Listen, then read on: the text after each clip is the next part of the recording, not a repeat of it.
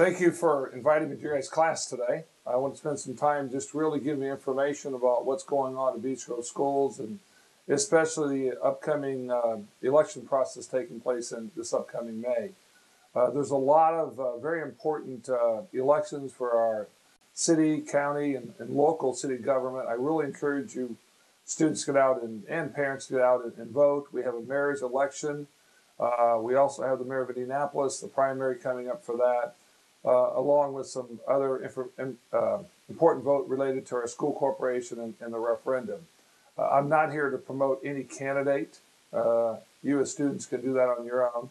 I'm not here to promote voting yes or no for the referendum, but I am here to encourage you to exercise your democratic process, register to vote, and get out there and vote for the candidate of your choice, and also the cause or the item you feel comfortable related to any other thing that's on the ballot. Beech Grove schools, as many of you know, we're an A school district. We have, and I'll go through my PowerPoint here for you. We one of the top schools in the state of Indiana. Our district received a letter grade. We're third in Marion County in most test score results, along with Franklin Township and Speedway. Depending on the grade level, sometimes we're first, sometimes we're second, sometimes we're third. We have a great agri-science program, athletic program, our band, performing arts, choir, drama, new robotics program we have so many positives going on. We call them our success stories for Beech Grove City Schools. The key thing is, this past year, the Department of Education gave us, our school district, a letter grade of A, and all of our schools were exemplary schools from that standpoint. Again, as I mentioned, our performing arts, our visual arts program, the athletic program, we have over 800 students that choose to come to Beech Grove, because of the exciting programs we have taking place. So we truly believe we're a success story. We provide a quality education for free outside of textbook rental. And that's why we have so many kids that come to Beech Grove.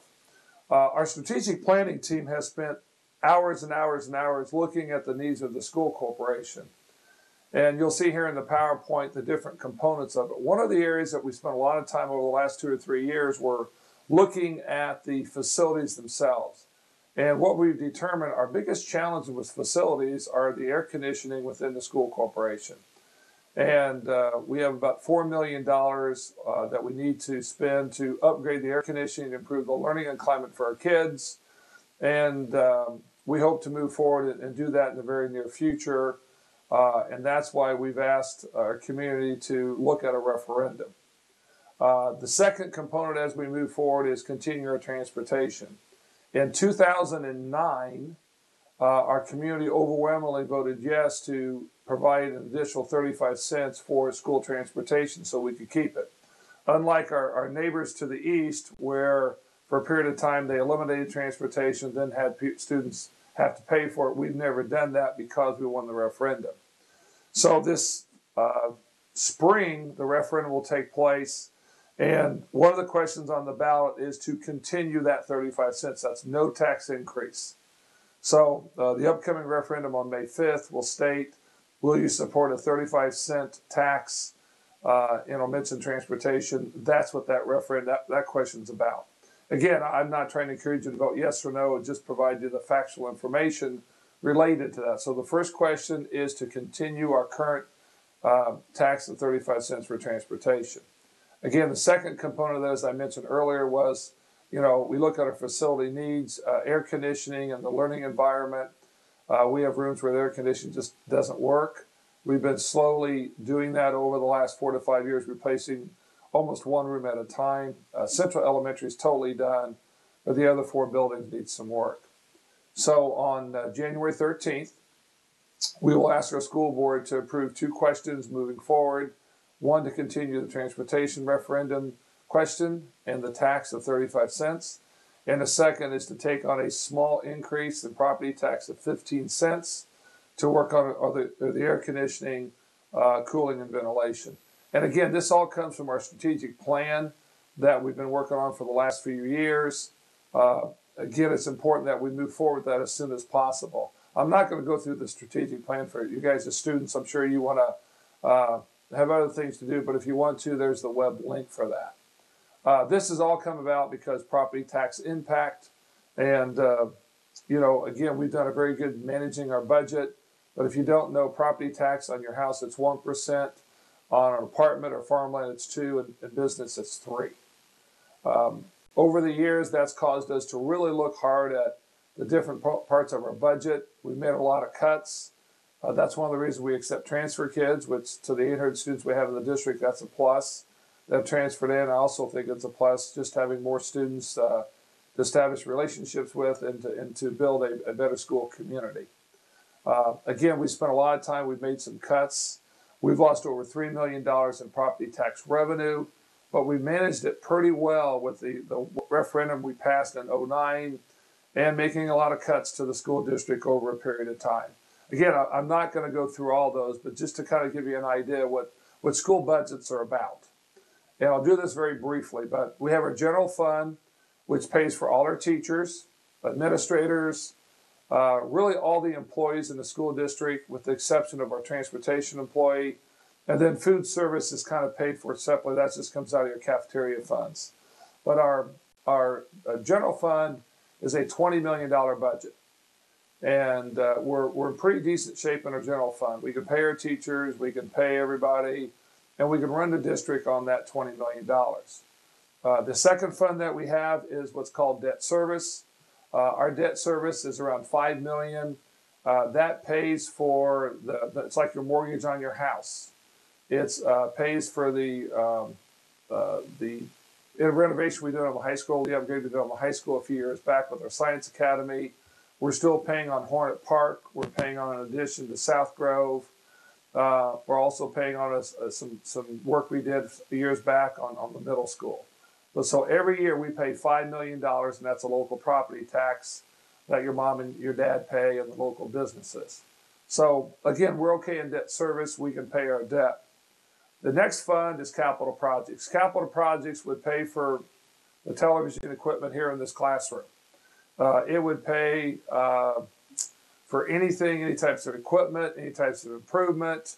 It would pay if we want to put in playground equipment someplace, or if we wanted to buy new science equipment, we wanted to buy anything related, new band equipment, anything we'd want to buy would come out of capital projects. When I came here in 2008, we had over $2 million in capital projects. Now, because of reductions, we have zero. We actually net zero. Our bucket is empty for our capital projects. The other major fund, again, going back to 2008 when I arrived as superintendent, we had about a $900,000 in our transportation budget. That paid for our bus drivers and transportation, and we were doing okay in that fund. Well, now we net zero in the transportation fund. And the other fund we had in the past was really bus replacement. Again, we net zero in bus replacement. So the money we bring in from property tax right now pays for our debt service. And because our voters were so kind to us and came out and voted overwhelmingly in 2009, we now have a referendum fund. The referendum fund brings in $1.4 million. That now pays for all of transportation and takes care of, and that's about, again, $900,000 to $1 million. And that leaves about $400,000 to help make up for what we've lost in capital projects. So we haven't been able to fix things in many, many years. We're just kind of piecemealing things the best we can. But again, the referendum fund has been a lifesaver for us. So again, the upcoming referendum we're asking to renew that. That's no tax increase for the current referendum. So that's school budget in a nutshell. The next thing I want to talk to you about is just kind of where we were, where we are right now. Our budget in 2007 for taxable coming in from local taxes was $9.4 million. In 2015, our budget's going to be $6.4 million. So we've lost over $3 million in funds, and that $6.4 million does include the additional $1.4 for the referendum. Without the referendum, we'd be down to $4 million. We couldn't operate our school corporation on that amount of money. We couldn't even pay our debt that'd be down to 5 million. Have to work on my math skills there a little bit. But again, we're appreciative of what our community did for us and support we had from our student body back in 2009 to win that referendum. And again, it's time for renewal. So that's kind of school funding. We've done a lot of cost savings. I'm not going to go through that with you students. You can kind of read that on your own. But, we've done a lot of things with our health savings. We've done a lot with outsourcing custodials. We've done things related to really anything. Our nurses now are paid for by Community Hospital, and we really appreciate the leadership and the support we have with Community Hospital and that relationship. And our school nurses are very, very minimal, plus some of our counseling services are now free. So we've made those cuts. We've just done a lot across the standpoint. We've taken on transfer students. I mentioned that before. We take the transfer students because they bring additional money to keep all the programs in place. We keep all our elementary programs. We keep art, music, physical education, all those programs stay in place at the elementary because we have transfer kids that help generate revenue to support all our programs. We've lost over 150 Beech Grove kids over the last 2 years.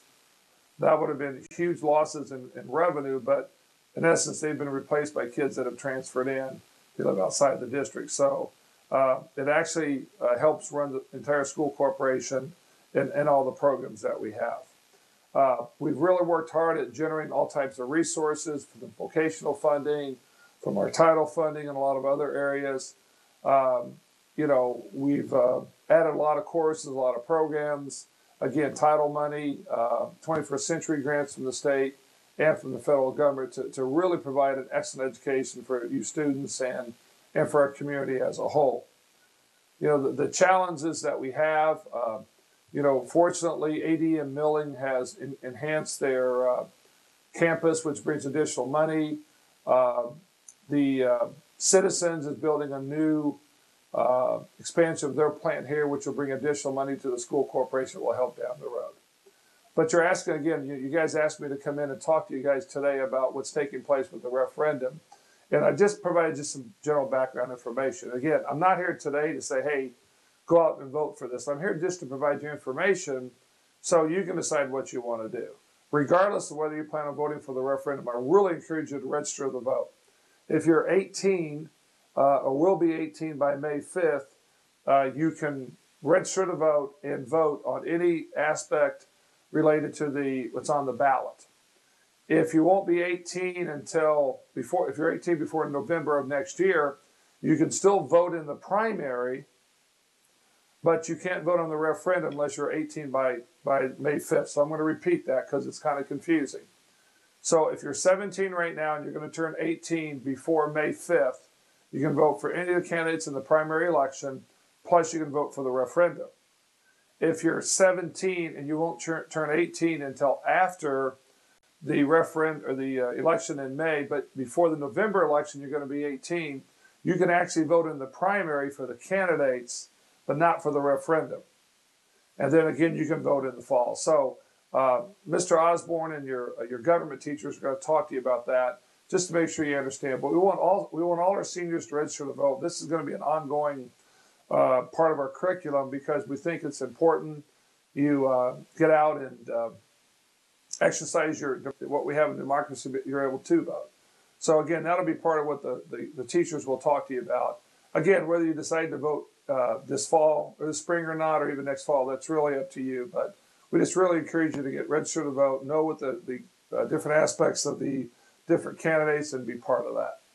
If you do decide to vote and you're eligible to vote for the referendum, there are two questions that in the referendum, and I'm not going to read them to you. You can see that in the PowerPoint that we provided for you, is that the first question says, can you continue the current referendum? And again, that's no tax increase. And that's for transportation, that's for maintenance, that's for safety. We'd like to put more security cameras in our buildings and replace all the outside doors and even replace the inside doors with more secure doors. We've got a plan to do that. So that's question number one. Question number two, which again is a slight, and let me jump around here and just kind of show you, those are the new doors we'd like to put in, much more secure. And you can see from the picture here, students, that it really creates a much more secure environment in case we ever have an intruder in the building. And we'd be able to do that of our operating referendum, along with helps with transportation. And there's some website you can go to. There's more information about transportation. Again, our budget's from $900,000 to $1 million a year in transportation. We think that's important that we can continue to provide transportation for our students, and especially for our student athletes. Some school districts have gone to play to pay, where you have to pay almost $200 to play a sport. And, we haven't done that. We don't want to do that. But that's something that might come into play if we're not successful in the referendum. The last question, and the second question of the referendum, is for fixing the HVAC in our school district, the heating, ventilation, air conditioning, along with adding a new section to the building for our band, choir, and drama. I told this story before. I was here 5 years before I realized we didn't have a choir room. I always saw our choir teacher and our students going in this little side door off the band hallway. Well, that was into the auditorium. I always thought that was a choir room. I had never really got down to explore that whole area of the building when I first got as superintendent. And so what we'd like to do is build a larger area for band to practice in, and convert the current band room to choir, and try to create some space for drama down there. That, along with heating and air conditioning for our district, is really important, we believe.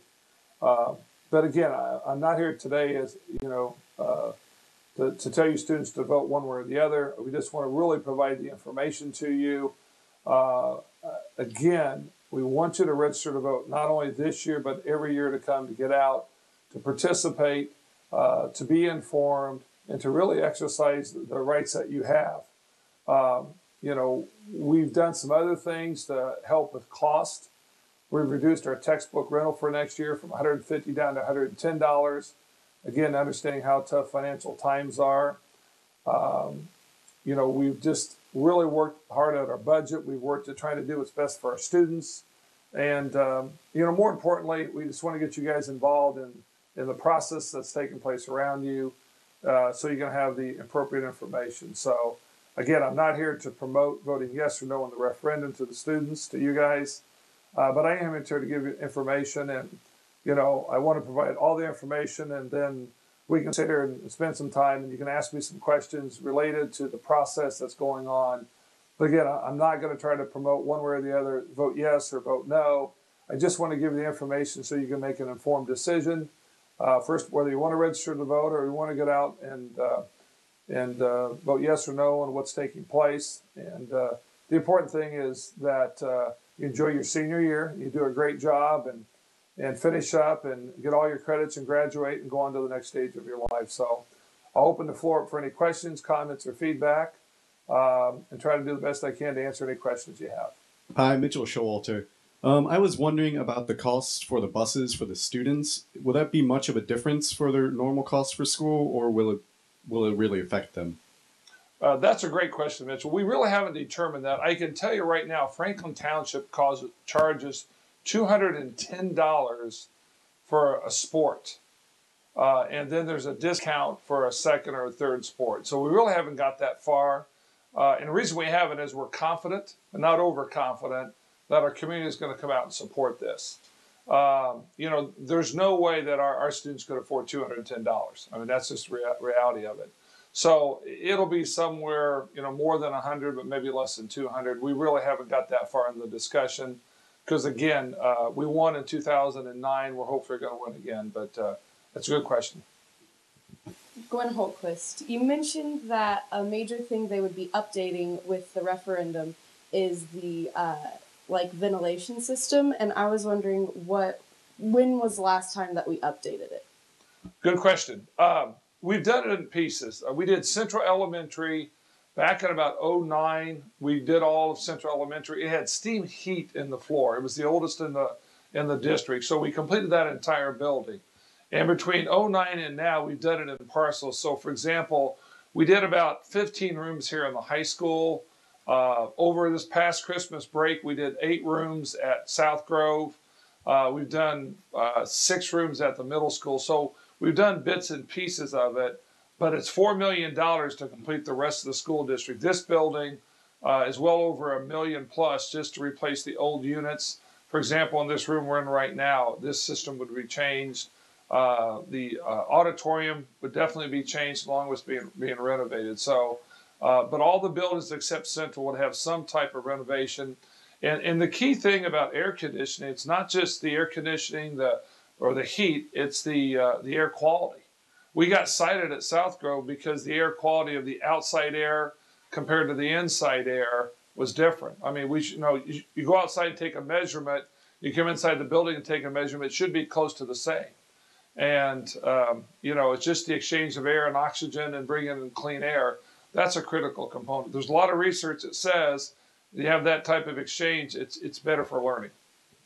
Adrian Heckler, what will happen if they don't pass the referendum? There's two things that's going to happen. First of all, and let's focus on the transportation part of the referendum. That, again, I want to repeat, it's not a tax increase. It's just continuing the current revenue coming in. Right now, there's a pending litigation at the state Supreme Court of whether you can cancel transportation or not cancel transportation. And that has yet to be heard. So we have already asked the state of Indiana to cancel transportation if we lose the referendum, which again, I'm optimistic we'll be successful, but we got to get the word out to make sure everybody knows this is taking place on May 5th. And so if they change that and we're allowed to cancel transportation, that's something we're going to have to consider. If we lose the referendum, for sure, we are going to have to start charging for every kid to ride a bus that's involved in extracurricular activity. Like my daughter who graduated from Beech Grove High School last year played 3 sports. So, I would have been paying for a fall, winter, and spring sport. If you're involved in drama or band, there's going to be a transportation charge to participate in that.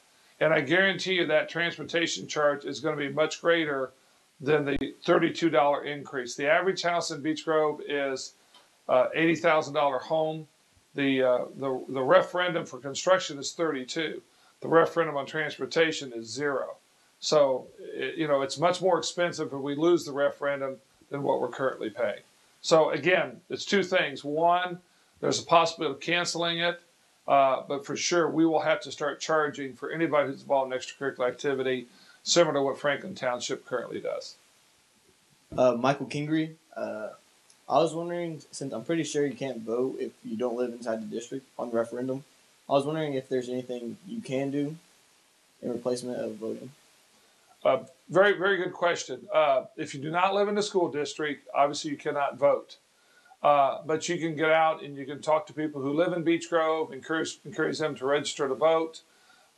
You can volunteer to come out to participate in putting yard signs out, going door to door. There's a lot of different things you can do just to be actively involved. The biggest thing is just to encourage your classmates who can vote to get out and vote. And again, I want to emphasize that's whether it's for the referendum or just in general. But there are activities. There's a website out there. If you just go ahead and if you Google vote yes for Beech Grove, you'll come to a website. You can sign up on that website to participate and be part of the team to go out and do the various things. The biggest thing we have to do is communicate. We're confident if we get the message out, Beech Grove will vote yes. But we've got to get the right information out, and we got to get people to the polls on May 5th. Regardless, whether you're in favor of the referendum or not, you can always volunteer to go work the polls, which is a great, great experience. If it's not this year, it's next year. They're constantly looking for, especially seniors, to go out to help both Republican and Democratic parties on election day. That's a great activity for you to do. Kurt Geralds, talking about transportation, how vital is passing this referendum for some parents who have jobs and rely solely on the busing for their children? I think it's very critical. So many parents, have to be at work at 6:30. So many of them even work 2 jobs. And not everybody has a car. Not everybody has a neighbor that can take them. And I think it'll be devastating to our community if we would get to that point. And again, I want to emphasize, right now, legally, we cannot cancel transportation. But again, that's pending in the Supreme Court. And I don't know how that's going to come out. Regardless, if we would lose, we would charge for the extracurricular. But I just think it's so important for the economic development of our community. It was very devastating, I think, in Franklin Township when they had to pay for regular transportation. And so I think it'll have a huge impact both on individual families and the school and you as students. If you don't have a car and you can't get here, it's going to be very difficult, especially if you live at the far end of our community. Cody Conaway. If we were to lose the referendum and we lost transportation, how would that affect us if we lost students and lost more funding that way? Very good question. I think the school is the most vital part of a community, whether it's Beech Grove, Decatur Township, Monrovia, Indiana. And when you lose transportation, you are going to lose kids. And just like, for example, we have students that transferred here from Franklin Township when they eliminated transportation, they came here. Even though we didn't transport their kids, it was closer for those students to get a ride here than going all the way to Franklin Central High School and some of the other schools. But I think it's critical for economic development. I think it's critical for the reputation of our community. People want to move to a community where they feel supported and they feel like it's a community working together for everybody, especially for our students. Again, that's why we had over 60% of voters last time vote yes for the transportation. We're optimistic that'll happen again. But I think it'll have a tremendous impact on our community as a whole. I think it'll affect the home values. You know, the more vital your schools are, the more valuable your homes are. And so I think it'll have a rippling effect if we're not successful. Jared Rolls, how long will the referendum last? The referendum, there's two answers to that question. The operating referendum is 7 years, and that's why we're doing it again right now. And if you do the math, we did it in 09, we're doing it in 15. We're actually doing it a year early because in case we lose, we can start making cuts before we lose all the money. So the transportation or the operating referendum is always 7 years. The construction referendum for the heating, ventilation, and air conditioning, and that also helps build a new band room, new performing arts area, that's for 20 years. Okay, that's why it's only 15 cents compared to 30 cents. And again, even the first year on the construction referendum, it's only an 8 cents impact. And it's only $32 a year for the average house in Beech Grove. So the operating referendum is 7 years, and the construction is for 20 years at a much lower rate. I think we have another question in the back. Gwen Holtquist again. Are you allowed to vote for one part of the referendum and not the other? Yes, you are. If you want to support transportation, but you don't want to vote for the construction, you can do that. In all past referendums where there were two questions, they've all won or lost. 15 cents is a very, very low amount. That's why we're only doing a little bit or we're doing a larger amount. But yeah, you can go in and vote for one question and not the other. You have the ability to do that. There's separate questions and separate places you check off. We hope everybody votes for both, but you do have that opportunity to do one or the other or vote against them both. How much money could saying yes to the referendum bring to our school? Again, the operating referendum is about 1.4 million. That's what we're getting right now, and that'll just stay constant, no tax increase. The other referendum will bring anywhere from $7.5 to $8 million in construction money, but that all depends on the interest rates when you sell bonds. So we've written the question so it's 8.8. We don't think it'll be that high, but we don't know until you actually go sell the bonds, which would take place this summer. So we have it higher than it will be. It'll be anywhere from 7.5, probably to 8.5. And again, that's paid off over 20 years. And that's why it's such a small impact. The average taxpayer over the 20 years will only pay about $600 total. So again, the 15 cents is very small, but it is an impact. And there are some deductions in there for those that are 65 and older, and we'll get that information out later, so it becomes even a smaller impact to them. Emily West again. How do you have to be to vote? You have to be 18 years of age by the day of the election. And so, again, if you're 17 now, you can register to vote today up through the first part of April. Again, if it's the referendum question, you have to be 18 by the 5th of May. But if you're 17 and you're going to be 18 by the November election, you're going to vote for the city council, you're going to vote for anybody who's running for office, where there's a primary and then the general election. So there's really a two-part answer to that. Okay, thank you. Mitchell Showalter, I was wondering, with the revenue change, has anything really been happening? Because you've been saying that we've gotten an A recently, you've gotten more students coming in. So how has the revenue really changed in a negative way? Good question. If you go back to the PowerPoint, we used to bring in $9.4 million in our taxable funds, and we had over $2 million in capital projects. And since we've lost that money, what has really taken place, if you notice the roads around the high school, they're in pretty much disarray. There hasn't been a lot of improvements to the district inside the buildings or outside the buildings, with the exception of the Science Academy that we built on, which was a very small addition.